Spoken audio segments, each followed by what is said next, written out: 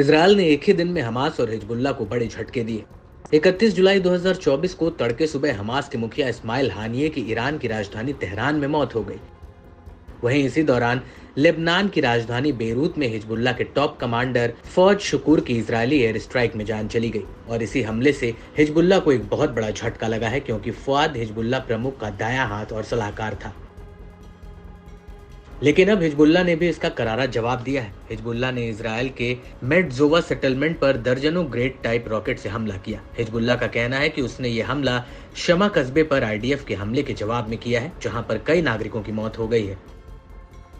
आपको बता दें कि इजरायली सेना ने राम्या और ऐता अल शाब कस्बों के बाहरी इलाकों पर गोलीबारी की थी।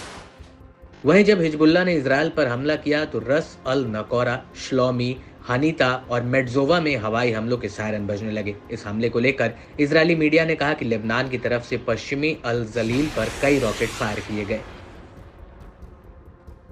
वहीं जब हिजबुल्लाह ये हमले कर रहा था तब इजरायल के लड़ाकू जहाज दक्षिणी लेबनान के हवाई क्षेत्र में घुसकर हमले कर रहे थे और इन जेट्स ने वादी हसन और जेकबीन, राम्या और ऐता अल शाब पर कई हवाई हमले की, जिसमें हिजबुल्लाह को भारी नुकसान होने की खबर है। आपको यहाँ पर यह भी बता दें कि दक्षिणी लेबनान के शामा के बाहरी हिस्से में आईडीएफ ने हमला किया था, जिसमें 4 सीरियाई शरणार्थियों की मौत हो गई और कई लोग घायल हुए हैं। इस हमले को लेकर लेबनान के स्वास्थ्य मंत्रालय का कहना है कि हमले में 5 लेबनानी नागरिक भी घायल हुए हैं।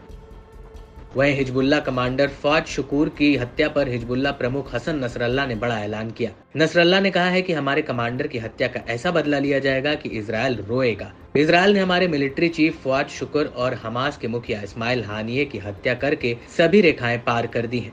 इजरायल एक साथ सभी फ्रंट से एक बड़े हमले के लिए तैयार रहे। वहीं नसरल्लाह के इस बयान पर इजरायली पीएम बेंजामिन नेतन्याहू ने दो टूक कह दिया है कि इजरायल किसी भी स्थिति के लिए पूरी तरह तैयार है, रक्षात्मक और आक्रामक दोनों तरह की स्थिति। हम किसी भी क्षेत्र से हमारे खिलाफ किसी भी आक्रामक कार्रवाई के लिए बहुत भारी कीमत चुकाएंगे।